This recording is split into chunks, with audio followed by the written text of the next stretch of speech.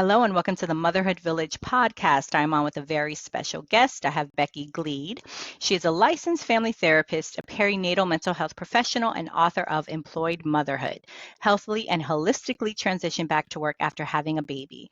Drawing from her training in mental health and personal experience as a working mom, Becky has fantastic tangible tips, insights, and fresh perspective on often overlooked aspects of motherhood, like challenges and opportunities of remote work and navigating the countless transitions of motherhood, big and small, from building trust with a child care provider to managing separation anxiety. Ooh, Becky, I'm so excited to talk with you. How Mm, are you today?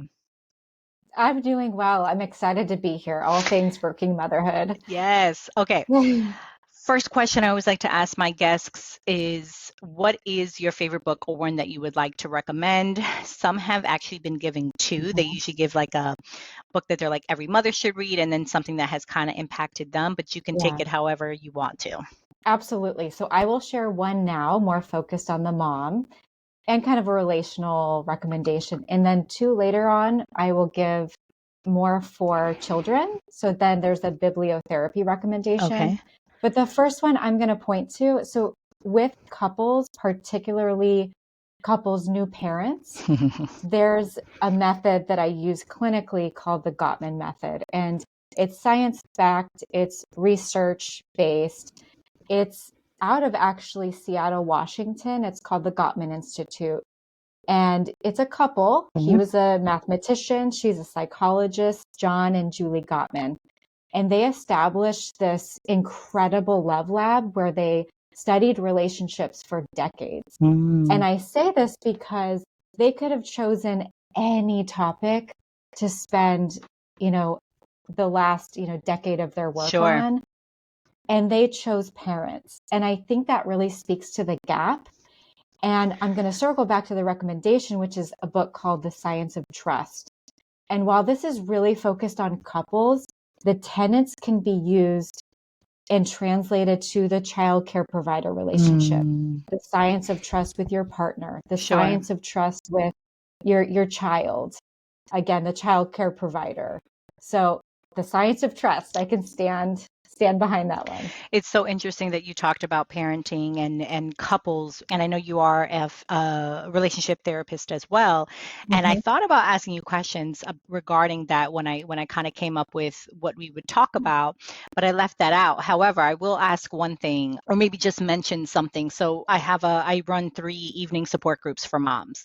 A lot of what I Oh, do is really fantastic. tied to the mental health, which is why I try to talk to as many licensed mental health counselors as I can. I feel like everyone comes with a different perspective and maybe Sure. even way of doing things. But literally today, a mom sent a message in the WhatsApp chat that I have for the moms, and the gist of it was that her mother-in-law was very relationship centered during her husband's life, meaning she tend to put her relationships first before him.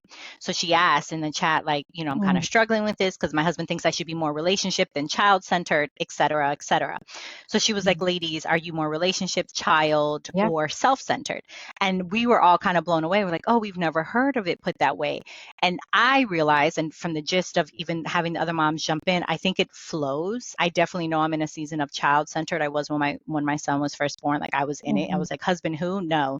After the first year, but it goes in line with your trust. I didn't trust, right? Yes. And I'm sure, and I Yes. know, I'm sure it still ties into, as you said, the caregiver aspect and even the working aspect of going back to work and all of that. But to your point, and I guess I'll end with that because to your point of saying they could have talked about anything but talking about parents, and I think that's so important. And for any new moms listening or any moms that are in it, like it's hard. And now that I kind of got over it, I guess I'll go back to say after about a year, I was like, okay, I can trust more. I felt more comfortable with, I guess, my role as a new mom. But now my son just started grade school. So I feel myself reverting back to Sure. child centeredness, I guess, if that isn't. So I guess my question Mhm. to you and all of this before we move on is there such thing as those terms? And is that something that you help your clients with? I have not put it into those terms, although I can absolutely see how that would resonate with Sure. a mom, especially if there's some generational patterns playing out in her current relationship. I like to say they don't have to compete. I I say, love that. look at the relationships and how do you want to uniquely create trust and support? And it's going to look different with your partner than with your girlfriends Sure. versus your mother-in-law versus your child. And that's okay. Different doesn't mean bad. Oh yeah, I love that. I love looking at that perspective, and I'm sure we could probably talk a whole an hour I on guess like we could. relationship because that's a whole nother thing. Yeah. But it was just interesting that just came up within the hour. Okay, let's jump into it. Yeah. So, working mothers, you're a working mother, and I'm a Yeah. working mother. I always like to say I feel like I was pushed out of corporate just because I just wasn't finding the employer support that a lot of these companies, quote unquote, say that they have. I didn't want to become a business owner. I kind of had no choice to do it because I didn't have the support. So, what are the implications? I want to start with the first question. What are the implications for Sure. working mothers since the rise of remote work? And twofold or two part to that is what has changed and what do you think continues to change as we continue to go on and see that more flexibility is needed, and even with some of this younger generation that I Mhm. feel like isn't going to adhere to some of maybe the old standards of how work was done. So talk to me about that. Absolutely. And in my book, it's funny you bring this up because I actually wrote Employed Motherhood pre-pandemic. Okay. And then I said, you know what? Something is better than nothing. So I published it actually, a book written pre-pandemic, but then the world evolved, right? Mm, The working landscape for moms transformed tremendously. So just a few months ago, I put out a new edition to really honor this transformation that happened. mm-hmm. And I think we could look at both sides of the coin, right? Is that perhaps we are now not having to commute an hour in and an hour out of, the workplace. Perhaps we have more flexibility around how we spend our lunch hour, or we can, squeeze in that load of laundry, in a 15-minute break as opposed to Saturday night Sure. when we're exhausted. Alternatively, what I'm hearing is an amplification of the invisible load, which can be really hard when we're actually doing more because we're in a remote environment, and that can breed resentment. And then two, navigating if we're partnered, how do you negotiate if there's one home office and both people work from home, or maybe you're having to, compromise, or perhaps you're the one at the office and you're really expecting your partner to, hey, I've been doing this invisible Sure. load for years on end. How do we work together and collaborate? And when you only have 15 minutes of face to face with Yeah. your partner or a grandparent or whoever is, in your home, those are tough conversations. And so that's kind of the two sides of the coin that I'm at least seeing anecdotally. But it's amazing to watch people and use their creative solutioning to say, hey, this is how we did it.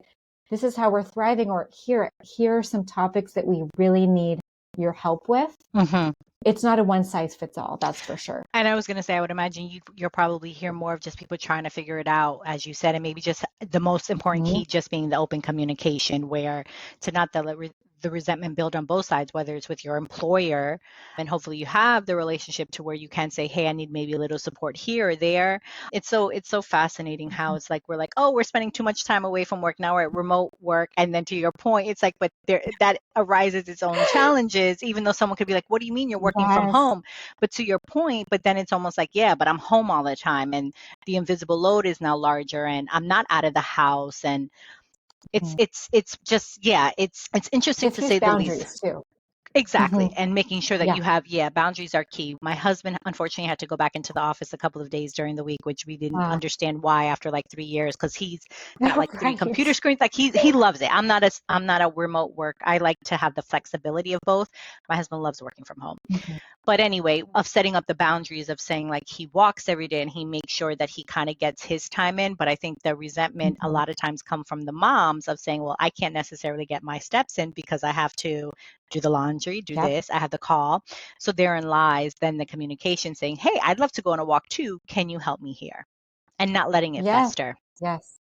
I think too, and more of a workplace perspective of the pump, like something as simple Mm, of where do you squeeze in that pumping session, or how do you meet the expectations that your camera is on, your audio is on, but you've got this pump going in the background that you're tethered to. sure. Now, I was going to ask this later, but I think it does tie now that we're talking your book because you mentioned it. Maybe let's go and start from there. Okay. I had thought that maybe like I'd get your perspective on certain things, Mhm. but you did mention your book, so let's talk about that. What was the inspiration and the journey to writing it that kind of prompted you to say, okay, I need to write this book pre-pandemic? What made it beforehand? And then, of course, now you've changed some things because it's now post-pandemic. But where did that inspiration first come from? What was kind of like your mission behind this Sure. book, and who do you hope to help with it? Absolutely. I mean, at the bottom of the barrel, it's to serve moms. That's really what drives me day in Sure, and day out, and to do second editions. If, if I pause and think back on really underestimating the difficulty and the challenge with back to back transitions. sure. First, the conception journey, and then the pregnancy journey, and then labor and delivery, and then postpartum. And then you tack on another major life transition, which is return to work.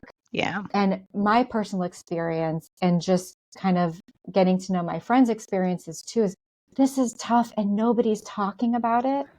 And so, I really sought to build resources, tried to find a perinatal therapist who specialized sure. in working motherhood, reproductive psychiatry, books.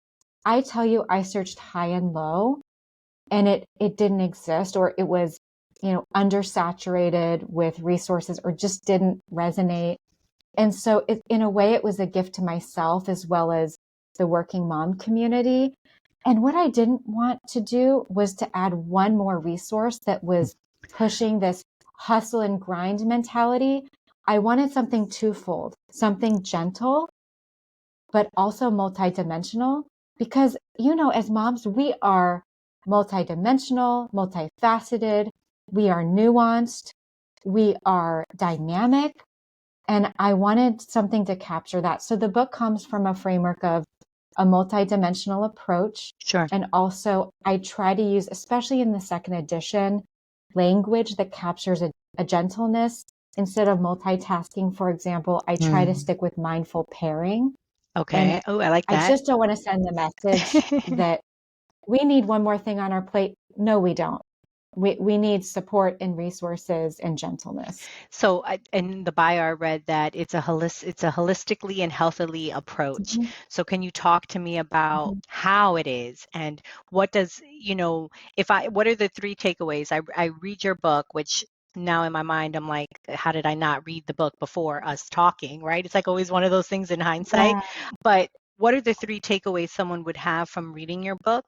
And what is the yeah. holistic and healthy approach that you're seeing? I understand like the gentleness and Of course. not adding that one more thing that a mom feels like, oh my God, I have to do this, and the pressure and overwhelm that comes with kind of Mhm. adding more, basically more to the motherhood load. So speak on that. Of course. So in my clinical practice, I really try to defer to evidence-based, science-backed Hmm. approaches. And two of those are cognitive behavioral therapy, especially for perinatal mood and Sure. anxiety disorder, and mindfulness.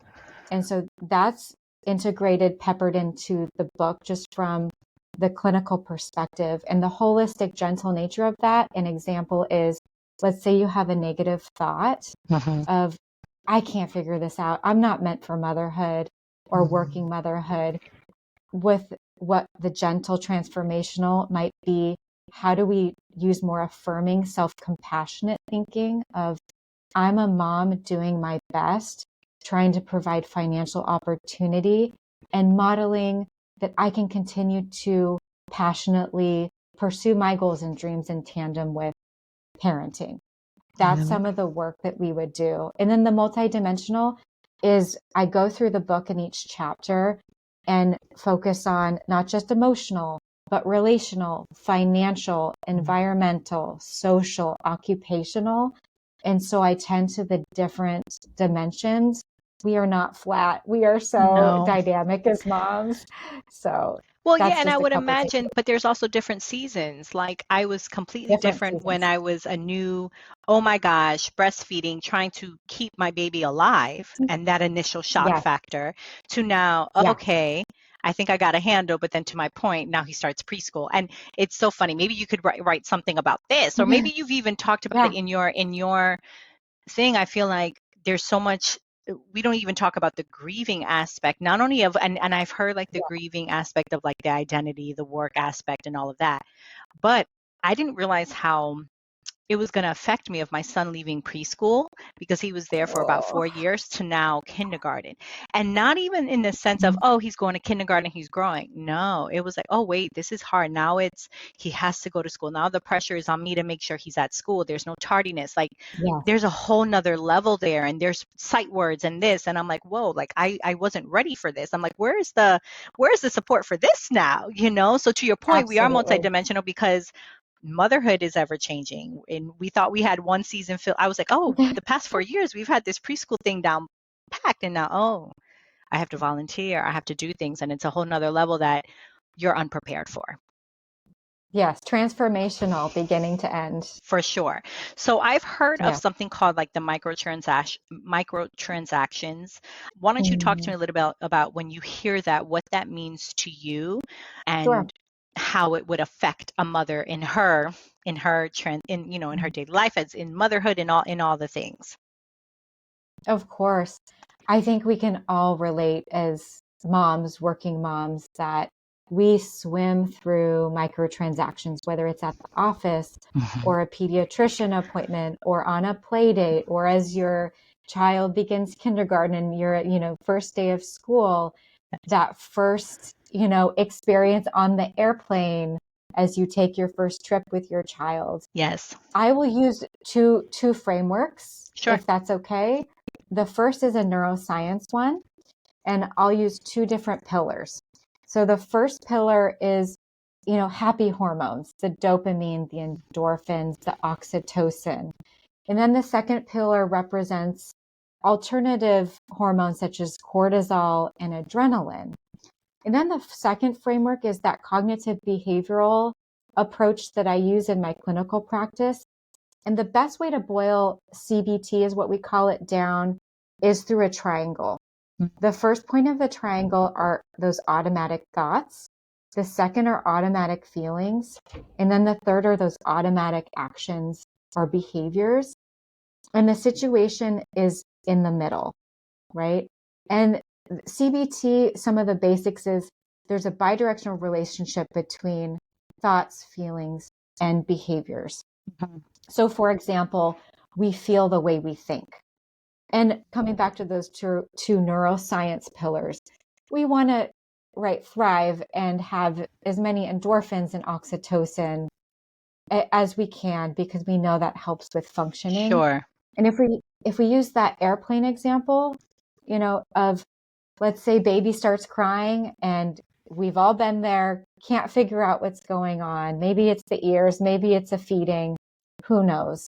But someone looks at us and then those automatic thoughts start to take over. Mhm. That that microtransaction, it can be as simple as a look or a statement. Sure.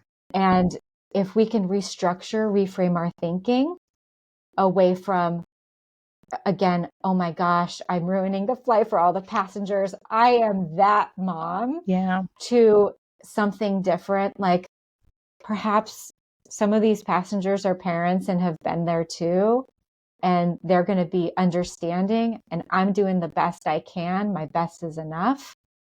That might move the feeling away from anxiety and worry and panic to a little bit more calm, which then moves the behavior into, hey, I'm going to sit here for a minute and, try to do some heart to heart with my baby. Sure. And here we go. And you can use that model, that CBT model, at the grocery store, at the pediatrician's office, with your partner. It's transferable. I love that. Thank you for sharing. What are some strategies to manage? We mentioned the separation anxiety, and that's something I did not Sure. think I was going to deal with, but it Mm. hit me like a truck when my You and son I was both. born. It Oh, yeah. was bad. And Mm. somehow, I don't know how, after 3 months, I left to go back to work, probably because the person we had caring for my son, like my son gravitated towards her and he didn't gravitate Oh, to anyone. So I felt comfortable. of And there were course. some other aspects, but either way, the separation anxiety was real. Now it's interesting because my son suffers from it more. And sometimes I get guilty. Like, I wonder if Mm. somehow I put some stuff over on him, which can be probably a whole nother conversation. But what are some strategies? There are some moms that their little ones are now starting school, first time being separated, to manage and cope with transactions like separation anxiety and the trust building aspect with caregivers. Mine was literally my son went like this to her, and I was like, oh, I took that as a sign because he didn't do that with anyone. He didn't do that with the other people that we interviewed. They just had this bond. And I was very, very thankful that it worked out. But talk to me about what are some Mm. strategies and tips for moms who could be in that season Mhm. right now. Of course. So I'll start with a trust building component with the caregiver, and then I'll offer three different perspectives for the separation anxiety. I want to start with moms because, you know, it's so important to tend to yourself. And then I'll offer the perspective Sure. of babies and then preschoolers. So pointing back to the Gottmans and their research on, healthy communication, which is trust building, there's three pieces. And this is what I would say for moms to build trust with the caregiver is there's a gentle startup, there's the I feel statements, and then the I need statements. And Mm, so let's say that I'm thinking of the 3-month mark where you're maybe transitioning from 4 naps to 3 naps, and you're having some feelings around that. You want to use a gentle startup. We know that how a conversation starts predicts the rest of the conversation. So with your caregiver, it might sound something like, I see all of the work that you're putting in, and I'm so grateful that you and my son have this special connection. I'm feeling really worried and concerned. There's that I feel statement about the upcoming transition from 4 to 3 naps. I really need to have a few conversations in the next week or so around how we can be successful and collaborate together to support his transition in naps. And love so it. that's really those trust, and they're ongoing, right? This is not just a singular conversation, but these can be ongoing, and they can be with the kindergarten teacher a few years down the road, right? And then the other piece is separation anxiety. The first piece is mindfully pay attention of what are those automatic thoughts you're having? What are those automatic feelings? And oftentimes, as we start naming them in sessions with clients, it may not be the most rational. For Yeah. example, I hear a lot of, my son's going to forget that I'm his mom. Yes. Or, and when we really dissect that, 9 out of 10 times, no, that's just not the case. You can Yeah. combat and challenge that type of thinking. But for if you're, going into the office, some strategies that are concrete and tangible might be creating a playlist when you're pumping. So you've got Mm, that kind of connection there. A picture of you and your child to sit on your desk, maybe a photo album that you can sift through, a conversation with your nanny or your childcare provider of, hey, can we FaceTime at lunch? Can we create some type of connection? And then something kind of outside of the box that I really like, and I did with my daughters, is I would sleep with their blanket that mm, would go to the nanny or to the daycare, and they would literally have my scent. yes. And so it was something, I don't know how much that did for them, but for me, just knowing I was giving them a transitional object was really powerful. And Ye- then for preschool, just a few other yes. concrete, tangible tips. The two bibliotherapy ideas that I talked about in the beginning of our recording was The Kissing Hand, which is a really sweet book that includes a song about a mom and a baby raccoon. And then the second one is this invisible string. And the idea is that there's this invisible string that always connects us. My 5-year-old still, it says, Mom, when you were at work, did you feel your heart tug? Because I was thinking about you. Oh, I was like, the invisible string worked. And then just those transitional objects like, I use hair ties or bracelets and I'll keep two and then one goes with my daughter. And then at the end of the day, I get it back. Or even rituals for connection of, do you have that reunion song or, a special handshake or the I love yous that are just consistent and ritualistic that are predictable and the child can really count on of, okay, I'm separated, but mom always comes back and here's what happens. I love that. The two things that come to mind that I did for kindergarten, I wrote notes in his lunchbox so that Yes. he expected a new night, all, even though his reading, he's Yes. just now with his sight words, but just the fact that he had. And I asked him, I was Yes. like, did you know what this first note said? He's like, no, but it was from you. So I was okay. I said, okay. I said, it said, I love you. But just for him to see when he first opened, like, oh, mommy thought of me. And then in Yeah. preschool, we had some like if we went away on a vacation, then he had to start school, and it was that kind of like getting Mhm. back into the swing of things. I would draw a heart on his hand and say every time, kind of like a Oh, little I heart, love like that. right here, and say, just think of me. But I Great think, and idea. it's so funny because I think sometimes we think it's a grand gesture and this grand thing that has to be done. But to your point, Mhm. just make it work for you, be Yes. consistent, make it a routine that they know that they can expect it on both hands, right? For the mom and for Right. if the child. And speaking of anxiety, when does it become too much though? And what is that difference between something that, or maybe even the Mhm. difference of like something that's high functioning anxiety? I think anxiety has gotten a really, it's talked about loosely, right? Now I everything is like agree. anxious, Yeah. anxious. And I had spoken with someone, and someone was like, anxiousness is not a bad thing. Anxiousness actually can help us, and to be, it's when it gets to something to where we can't control it that it can become a problem. But anxiousness can actually help us to make us feel if we're safe, if we're not safe. It's a very good, like all of like fear and anger and sadness. It's just an emotion, whether good or not good or bad. But where is that fine line between something that is high functioning anxiety and productivity that it hinders you? And how do you really identify that Mhm. true anxiety? And what are some signs to look for if a mom's listening that might be struggling or thinking, do I have anxiety? That's such a great question. I'm going to back up just a little Sure. bit because I always tell moms, don't wait until you feel horrible before you pick up the phone and call.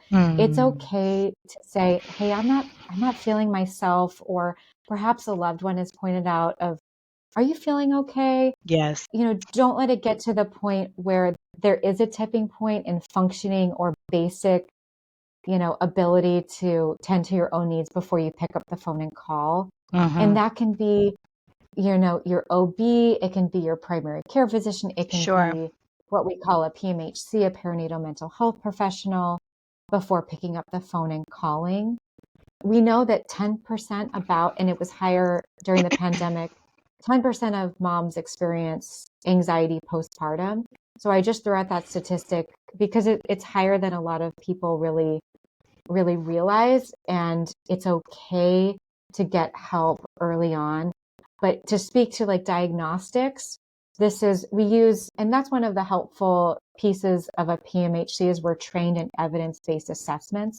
So we would give you something like the PHQ-9 or the GAD to really assess, do you meet diagnostic criteria for anxiety? And that can include anything from excessive worry, kind Mm, of waiting for that next shoe to drop, like waiting for something bad to happen. Often physical symptoms can be anything from nausea to heart racing, a sleep disruption, either not able to fall asleep or stay asleep, appetite fluctuation, either excessively hungry or no appetite at all. So those are some like hallmark signs. And then to speak to the interplay between productivity and anxiety, you can have the same amount of productivity without anxious thoughts. I know that can sound like, wait, what? For example, let's say you're talking about your car and your kindergartner teacher, is coming to your car to drop off your son and you're like, "Oh no, my car is filthy. mhm. I'm anticipating this teacher seeing it. Oh, what is she going to think of me? I better go clean my car now." That's the anxious negative thought as opposed to, I actually feel really good when I have a clean environment, and sure, there's some dirt on the floor. Perhaps I'll go get the car washed during my lunch hour. You can see the same outcome as a clean car, but the difference is what's driving the productivity. It's not an anxious thought. It's actually a positive thought. So basically, if someone's listening to this, if they're finding that they're doing things based on the anxious thoughts and not looking at it from like, oh, because I just want a clean car, but they're doing it because of XYZ, then the anxiousness, then that could be what it possibly Right. is. What recommendation, and I'm thinking of this now of, I guess I know we talked a little bit like with the school age children, of like like for the separation anxiety, but what about if a small child has, and I know it's normal, a lot of kids are like scared of the dark and that little Mhm. anxiousness, but what if my son is a big Sure. Yeah. what if the alarm doesn't work, like specific questions. What tips can you give to those moms that have some of those kids that are like, yeah, well, what if this happens? What are some recommendations of how to kind of talk through that? Sure. Again, we could have a whole episode on Yeah. this one. A great question, and just being attuned to your child. Like, are they having stuck anxious thoughts, and Yeah. how do you best support them? You can always combat that what if thought with what if something else happens? What if there's a positive outcome without getting into toxic positivity? Because we don't want to go into always, using positivity as a way to talk us out Oh, of our that's a good. feelings. Can you That's, talk about that for a mom to recognize what yeah, that is? Because I think that is popular that a lot of us do because we want to get away from the negative thought and think, well, if we talk yeah, further about it, it'll amplify it. But to your point, if everything is met with positivity, because truthfully, that isn't life. That isn't life. absolutely. A big step is just reflection. So Mm, I'm hearing you say this, and sometimes that's enough of an intervention for the child to say, sure. oh, that sounds kind of silly, or I don't think that's really going to happen. And that's enough intervention. But you first want to validate and reflect back what the child is saying of, I hear you saying this, and I can see how you would feel that way. A little bit of empathy and validation before you pivot into positive solutioning, that can create a nice space for the child to feel heard, validated, empathized with Hmm. before you want to challenge the thought or the thinking or offer some different solutions to how you can then combat some of that. And sometimes it's just co-regulation of, Yeah. well, let's breathe together. What could you tell your teddy bear? Or how can we take, 30 seconds to breathe and, you know, 4 seconds in, hold for 4 seconds. Or, something that we can kind of touch that's sensory oriented. It depends on the child too. You know your child best. For sure. Do you believe in having in being completely, I guess I don't want to say completely honest. My husband's always had this thing like let's be as honest as we can be if he's asking the Hmm. question. And of course it's all age related. It's all age appropriate. But again, my Hmm. son has been talking since he's like, I don't even know, like two and a half of making of and making sense and this and that and going deep with it. What are your thoughts on that, on having honest conversations with little ones? And where is kind of that Hmm. point where you say, how far do I go? Like with my son, immediate thing that comes to mind is with the bad guys in the house. And he's like, well, I don't want to be alone in the bathroom. I'm like, Chase, it's me and daddy here. And he's like, but what if a bad guy came in? I'm like, well, we would hear the alarm. But what if the alarm's not working? Like, I mean, he gets through step by step. And I'm like, well, then we'd call 911. And I try and kind of follow the steps of like, well, and then at some point I'm like, buddy, like we would figure it out.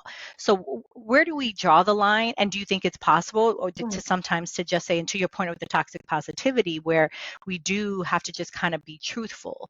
Like that comes up a lot in my mom groups of like, how much do we say to our kids that is age Yeah, appropriate without adding fear to them more, if that makes sense?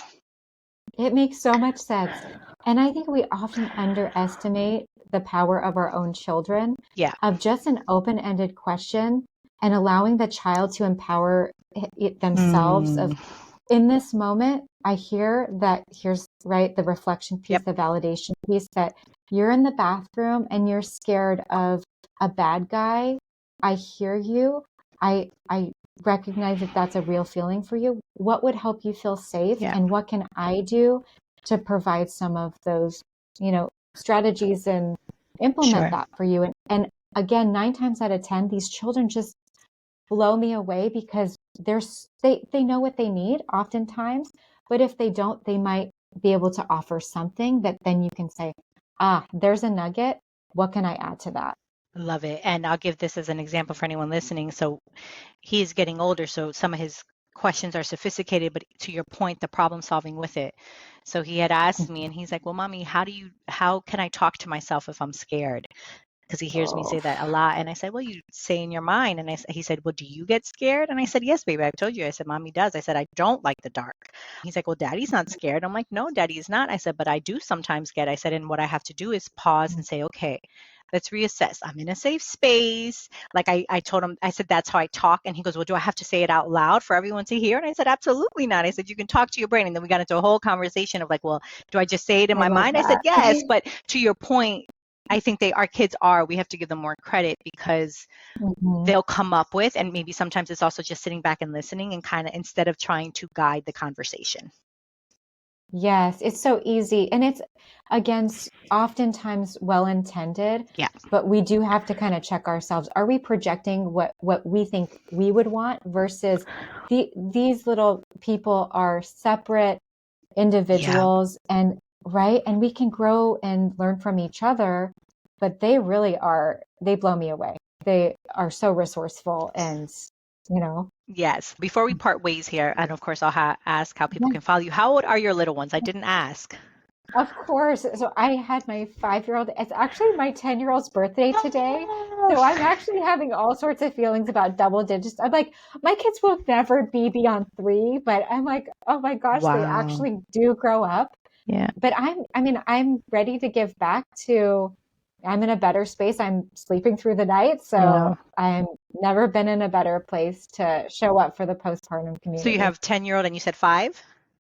10 and 5. Yeah. Ooh, so you're in it. So 2 grade school kids. Oh, I bow down to you. Mhm. Like I said, One minute at a time, right? yes. But no, that's awesome. Happy birthday to your little one and a big hug to you because it is. I can imagine Yeah. having all the feels with the double digits. And that goes back to our Yeah. initial part of the conversation of like people don't prepare you for that next kind of what is that next step. You got it the past Yeah. 5 maybe from even them starting elementary school to now like wait a minute, double digits? What? Like that's so I give know. yourself I grace know. and big hug to you. I will. Yes. Yes. Okay, Becky. So, how can people connect with you, purchase the book, where to follow you, all the goodness there? Yes. Thank you. So I can be found on Instagram at Employed Motherhood. My book is widely available. It's available, for example, at Barnes and Noble and Amazon. I am launching next month a workbook specifically for working moms. So keep an eye out for that. Yes. My website is perinatalreproductivewellness.com. And then a new service that I'm offering is yoga for the perinatal community, which includes trauma informed yoga, pelvic floor yoga, mobility, just to really show up in Mommy and Me. And they're going to be virtual, so anyone Oh, can wow. access them. And that's launching in the next couple of weeks. So please, anyone who could benefit from, yoga, soft, gentle, trauma informed, check out my website in a few weeks. Awesome. And this will all be in the show notes. I always ask my guests to have final thoughts. So, if someone had to listen to this conversation and say, Mm, okay, what would you really want them to take from it? Now's your chance to say what that is. yeah. Absolutely. And to point back to the good work that you're doing, Nicole, is we are in this together. Don't forget that if you feel alone, we are in this together. There are people and resources and supports, and you do not have to suffer alone. There's a tribe out there waiting to just welcome you in and support you and to lift you up. I would say that's the final thought that I have of we're in this together. We really need each other. Yeah, we do. I think community is one of the most important things for mental health. Mhm. I Yeah. mean, shoot, when you see even people that have lived longest in life, if we can take from them, a lot of it is community support. They have Oh that yeah. tribe, that village, whatever that is. Hold them accountable, to push to them, to be an ear. So that's awesome to end on that note. Thank you so much, Becky, for coming on, for sharing Yeah. such great tips and strategies. I will definitely be checking out your book, and happy birthday to your little one and continued Oh, thank blessings you. to you for love and light. Thank you. Oh, same. Thank you.